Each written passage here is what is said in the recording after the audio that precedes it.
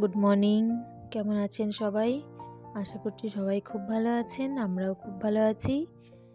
আজ বৃহস্পতিবার, এখন বাজে সকাল 8:30। তো দেখুন, আজকে সারাটা দিনই বৃষ্টি হচ্ছে, পড়েই যাচ্ছে বৃষ্টি। খুব একটা জোরে পড়ছে তা বলবো না, কিন্তু ভালোই পড়ছে, মানে বাইরে ছাতা ছাড়া যাওয়া যাচ্ছে না। তো বলেইছি, আমি এসছি পর থেকে সেই বৃষ্টি চলছে, রোদের মুখ আমি কমই দেখলাম। তো আমাদের এখন চা খাওয়া হয়ে গেছে, মেয়ে গেছে একটু মার সঙ্গে আমার ছোটো কাকির বাড়িতে। তো আমি এখন এই কাপড় চোপড়গুলো গোছাচ্ছি। এই কাপড়গুলো আজকের না, জানেন, কালকের না, সরি, এগুলো পরশু যেগুলো ধুয়ে দেওয়া হয়েছিল সেই কাপড়গুলো কালকে ফ্যানের নিচে দেওয়া হয়েছে সব। ওই মশারিতে সব একদম টাল করে দেওয়া হয়েছে, জানলার ফ্রেমে, ওই পর্দার রডে, মানে যেখানে যেখানে জায়গা পেয়েছি সব কিছুর মধ্যে মেলে দেওয়া হয়েছে। তো সেগুলোই আজকে দেখছি শুকিয়ে গেছে, সারা রাত ফ্যান চলেছে। আর সেগুলোই আমি এখন গুছিয়ে নিচ্ছি, গুছিয়ে জায়গায় আমি ঢুকিয়ে দিচ্ছি। কিছু কিছু আবার কাপড় চোপড় আছে, এদিক সেদিক যাওয়া হয়েছিল, তো সেগুলো মা ধুয়ে দিয়েছে, অথচ সেগুলো এখনও ঢোকানো হয়নি। তো ভাবলাম এগুলো চেয়ারে টাল পড়ে থাকবে, তো ওই জন্যই আমি এগুলো আজকাল গুছিয়ে ঢুকিয়ে দিচ্ছি। আবার এটাও ফাঁকা, মেয়ে থাকলে তো সেরকম একটা হয়ও না, ওর ডিস্টার্বের জন্য তো যে কোনো কাজ মন দিয়ে যে করবো সেটা সম্ভবই হয়ে ওঠে না। তো ওই জন্য সব গুছিয়ে নিয়েছি। আর আজকে আমার ইচ্ছা আছে একটু বেকারিতে নিয়ে যাওয়ার, আপনাদেরকে আমি দেখাবো কীভাবে বিস্কিট তৈরি হয়। তো ওই জন্য আমি বোনকে বলে রেখেছি, ওই থাকিস তাড়াতাড়ি বিকেলবেলা সব কিছু করে রেডি হয়ে থাকিস, তো বেকারিতে যাবো এক সময়। তো আমার জেঠুর বেকারি, কীভাবে বিস্কিট তৈরি হয় সেটা আমি আপনাদের সাথে দেখাবো। তো ওই জন্যই ভাবলাম যে সব কিছু কাজ টাজ করে রাখি, বিকেল হতেই তো আবার সেই বৃষ্টি চলে আসে, আবার বৃষ্টি হলে ওই ছাতা টাতা নিয়ে যাওয়া সেটা আবার একটা ঝামেলার ব্যাপার। তো ওই জন্য ভাবছি একটু আগে ভাগেই চলে যাব। গতকালকেই যাওয়ার কথা ছিল, ও বলছিল চল যাই, তো গতকালকে একটা ভেজালে পড়ে গেছিলাম, তারপর আর যাওয়া হয়নি। তো এই যে আমরা বেরিয়ে গেছি, এখন বিকেল। মেয়ে আজকে সেরকম ঘুমায়নি, এখানে এসছে পর থেকেও সেরকম ঘুমাচ্ছে না আনন্দে। তো আমাদের দুপুরে খাওয়া দাওয়া হয়ে গেছে, আজকে রান্নাটাও আমি আর শেয়ার করতে পারিনি, যেহেতু বৃষ্টি হচ্ছে এই ঘর ওই ঘর আর করতে পারছি না। তো ওই জন্য যে খাওয়া দাওয়া হয়ে গেছে, এখন আমরা বেরিয়ে গেছি বেকারির উদ্দেশ্যে। মেয়েকে নিয়ে যাওয়ার কোনো ইচ্ছে ছিল না, জানেন তো, আমি ওকে মার কাছেই রেখে যেতাম। মা, আমার বোন ছিল বাড়িতে। এই দেখুন, এটা হচ্ছে একটা শনি মন্দির, আর ওই পেছনে দেখতে পাচ্ছেন ওটাই হচ্ছে রাধাকৃষ্ণ মন্দির। ওখানে ওই 48 প্রহর ব্যাপী মনে হয় কীর্তন হয়, মানে খুবই বড় হয় কীর্তনটা, তখন এই জায়গাটা একদম জমজমাট থাকে। এর পরের বার কীর্তনে আমি আপনাদের সঙ্গে সেটা শেয়ার করব। তো যেটা বলছিলাম, মেয়েকে ভেবেছি রেখেই যাব। তোর এই যে টুম্পা, ওই বলছে নিয়ে চল, ভালো লাগবে, ওরও ভালো লাগবে, আমাদেরও ভালো লাগবে। তো আমি তো জানি কেমন যে ভালো লাগবে, কেননা ওকে নিয়ে যাওয়া মানেই সেই দুপা হাঁটবে, হেঁটে বলবে কোলে নাও, আবার সেই ভেজাল, এটা চাই ওটা চাই।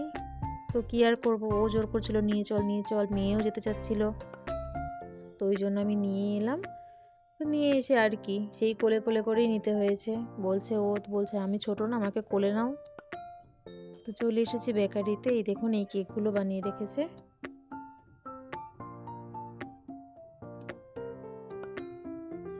আর এখানে রেখেছে মোম, আর পাশে আছে টুপি বার্থডের জন্য।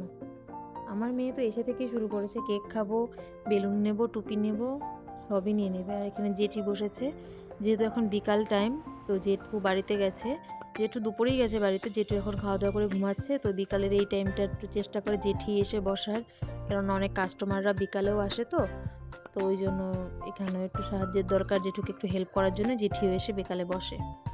তো চলুন আমরা ভেতরে যাই, মেয়েকে জেঠির কাছে রেখে আমরা ভেতরে এলাম। এই যে এখানে দেখুন কেক, এটা এখনও গরম আছে, তো ওই জন্য ঠান্ডা হওয়ার জন্য এই প্লেটগুলোতে রেখেছে। আর এগুলো হলো ক্রিম রোল, যেগুলোর ভেতরে ক্রিম ঢোকাবে, তো এখনও মনে হচ্ছে এখনই নামিয়েছে, গরম, ওই জন্য এখনও ক্রিম ঢুকায়নি, এগুলো ঠান্ডা হওয়ার পরে ক্রিম ঢুকাবে।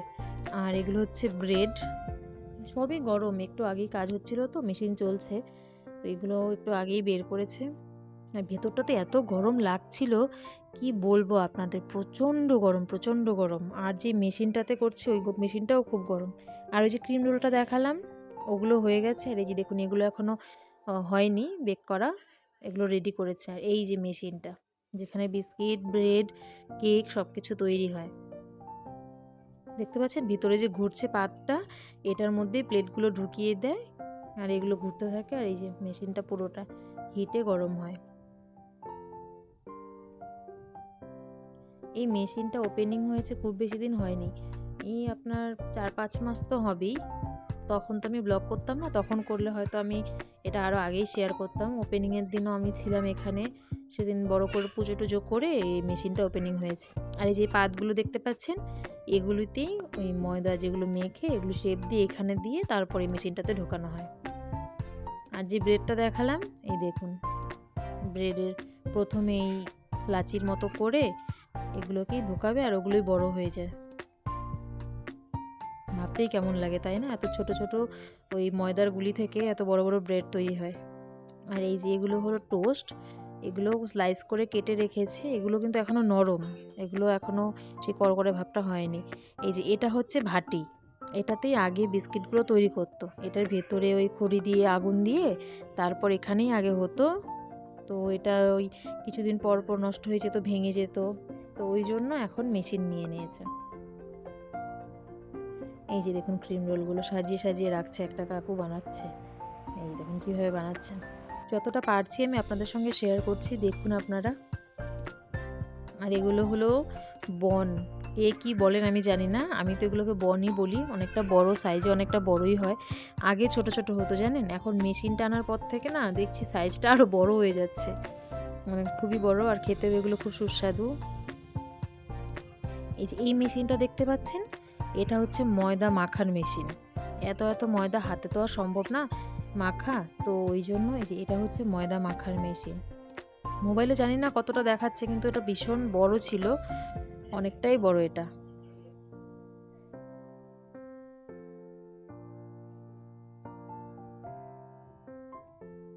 তো আমি কাকুকে বলছিলাম যে তুমি একটু বানাও, আস্তে আস্তে বানাও একটু, আমি মোবাইলে দেখাবো। তো কাকু বলছে যে দাঁড়া আমি দেখাচ্ছি, কেননা ওদের তো আর আস্তে আস্তে করলে তো আর চলবে না, হাতে তো স্পিড বাড়াতেই হবে। তাও আমি ক্যামেরাতে আপনাদের দেখাবোর জন্য বলেছিলাম যে একটু আস্তে আস্তে করো ফোল্ডগুলো, যেন আমি ক্যামেরায় একটু দেখাতে পারি। আর এত গরম লাগছিল ভিতরে, মানে আমি নিজেই টিকতে পারছিলাম না, মনে হচ্ছিল যে কখন বেরোবো কখন বেরোবো, কিন্তু পুরোটা আবার না দেখিয়েও তো বেরোতে পারি না। এই যে এগুলো হলো কুকিজ, এগুলো অলরেডি হয়ে গেছে, প্যাকেট করাও হয়ে গেছে। এগুলো হচ্ছে কেক, এগুলো প্যাকেট করা। তো চলুন মেশিনটাকে একটু খুলে দেখাই আপনাদের। মাঝখানে চলে গেছিলো কারেন্ট, তো তারপর আবার ওই জেনারেটর চালিয়েছে। দেখেছেন কেমন একটা গরম ভাব বেরোলো। মেশিনটা খোলার পর তো আরও দেখছি টিকতে পারছি না, এত গরম লাগছে ভিতরটা। এই দেখুন একসঙ্গে অনেকগুলো পাতে বিস্কিট ঢুকানো যায় এখানটায়, চতুর্দিকে বিস্কিট ঢুকিয়ে তারপর তৈরি হয়। এই দেখুন ও আবার একটু বের করে আবার দেখছে যে আদৌ হয়েছে কি না। তো তারপর তো আমরা বের হয়ে চলেই এসেছি। আর আকাশের অবস্থাটা দেখুন, ঘুটঘুটে অন্ধকার হয়ে গেছে, তো এই জন্য দেরি করিনি। আমি আর টুম্পা গেলে হয়তো একটু দেরি করলেও হতো, কিন্তু যেহেতু আমার টুনটুনিকে নিয়ে গেছি সাথে, তো ওকে তো আনতে হয়েছে কোলে করেই, তাই জন্য ভাবলাম যে চল আগে ভাগেই চলে যাই। তুই দেখুন আকাশটা একদম কালো হয়ে গেছে।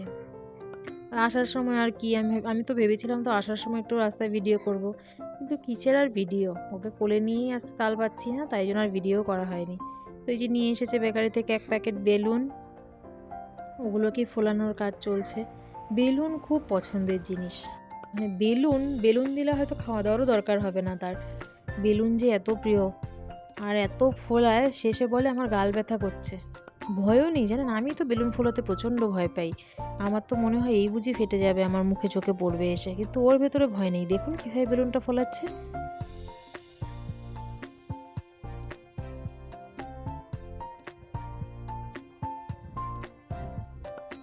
আবার এই এক নতুন খেলা, বেলুন দিয়ে জুতো পরবে। 2-1 দিন এরম ওর পাপা করেছিল, তো সেটাই এখন মাম্মামকে বলছে আমাকে বেলুনের জুতো পরিয়ে দাও, বেলুনটাকে ফুলিয়ে পা ঢুকিয়ে। তো সেটা তো আর হচ্ছে না, আবার রাগও হচ্ছে মাঝে মাঝে যে কেন তুমি পারছো না, পাপা তো পারে তুমি পারো না।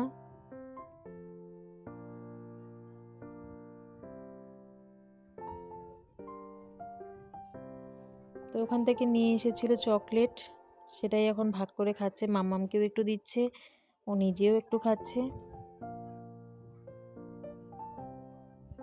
সারাক্ষণ মুখটা পটর পটর চলতেই থাকে জানেন, একটা টাইমেও মুখটা ওর স্থির থাকেই না, এত কথা বলে কি বলবো। তো এখন আমরা বসেছিলাম ঘরেই, বৃষ্টি হচ্ছিল বাইরে, তো হঠাৎ করে দেখছি রোদ উঠেছে, দেখছেন সূর্যি মামাকে, হঠাৎ করে রোদ উঠে গেছে। তো আমরা তো অবাক, আমি ভাবলাম যে না যাই, তো বৃষ্টিও পড়ছে আর রোদের এই রোদটা প্রচণ্ড তেজ।